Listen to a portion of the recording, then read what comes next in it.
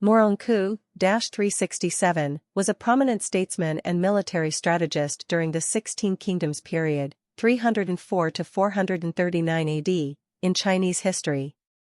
He was a member of the royal Murong clan of the Yan state.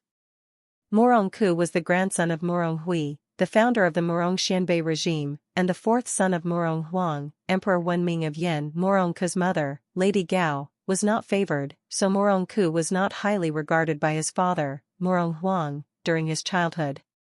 However, when Murong Ke turned 15, he was already 8 feet 7 inches tall, approximately 200 centimeters, and he was tall and strong. Whenever his father spoke with him, Murong Ke could articulate principles of governance and statecraft, demonstrating maturity and steadiness. This ultimately earned Murong Huang's approval, and he entrusted Murong Ke with leading the military in May 338, during an invasion by Emperor Shi of Zhao, who led hundreds of thousands of troops to besiege Yangua's capital, Dejiqing. The Zhao forces withdrew after failing to capture the city. At dawn, the Yan army suddenly switched from defense to offense, opening multiple city gates. Murong Ke led 2,000 elite cavalrymen in a bold charge out of the city, attacking and pursuing the Zhao forces. This caught Shi completely off guard, and he fled, abandoning his armor in panic. Seizing the opportunity, Murong Ke continued the pursuit, decisively defeating the Zhao army and killing over 30,000 soldiers. This victory made Murong Ke famous and showcased his remarkable military genius for the first time. In the same year, in December, Duan Liao, the leader of the Duan Xianbei tribe, sent envoys to surrender to Shi of Zhao.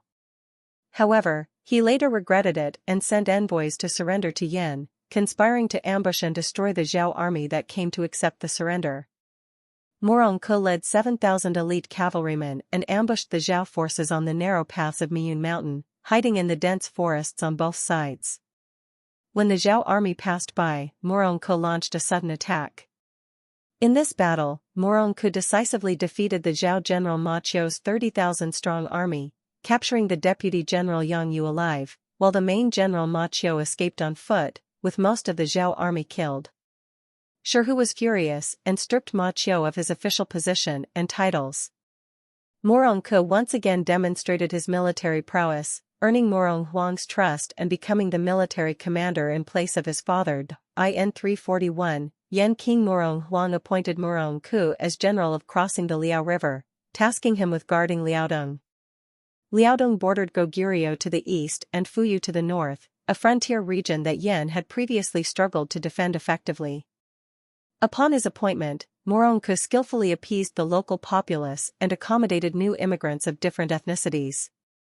He repeatedly defeated the Goguryeo forces that crossed the border to raid, instilling fear in them and preventing further incursions into Yan territory.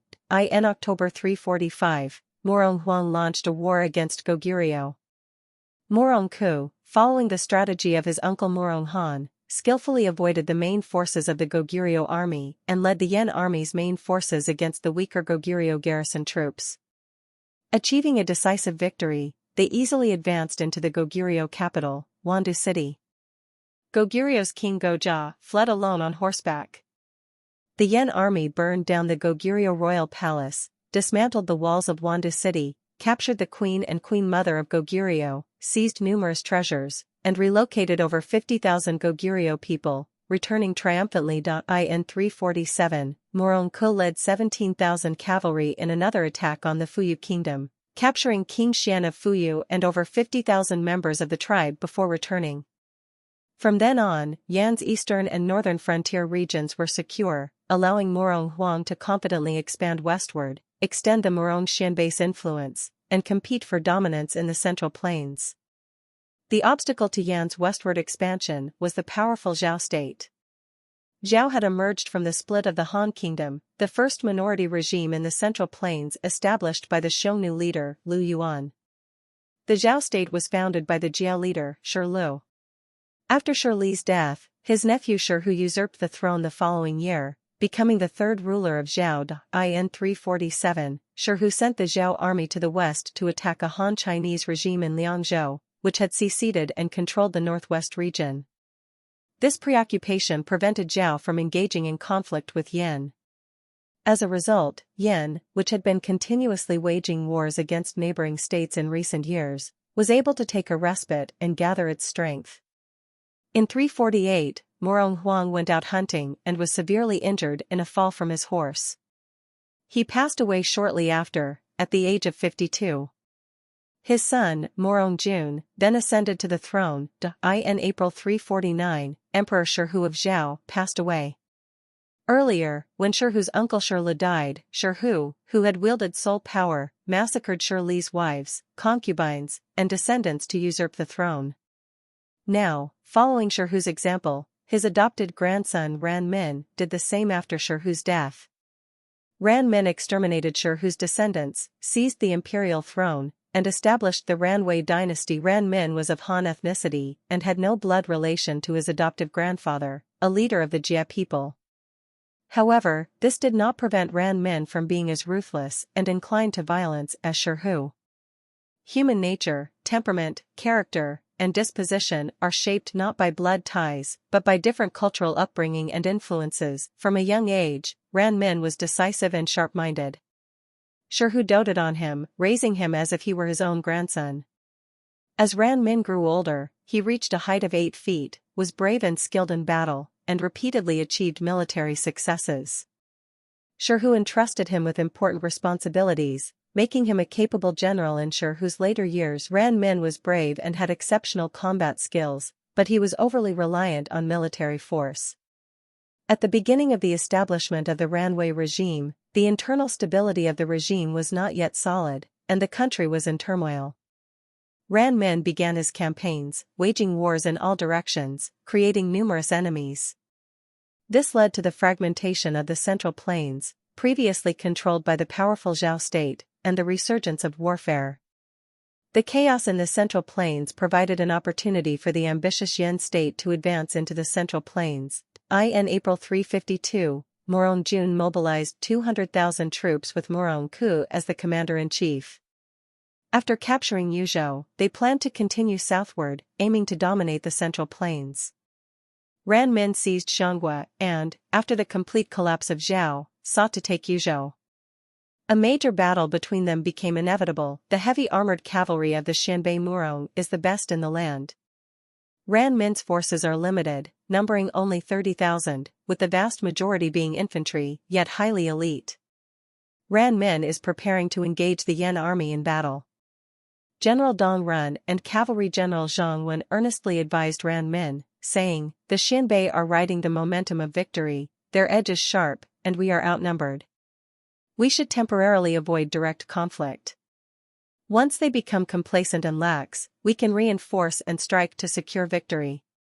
Ran Min angrily responded, "I have gathered my forces for battle to pacify Yuzhou and to slay Murong Ke.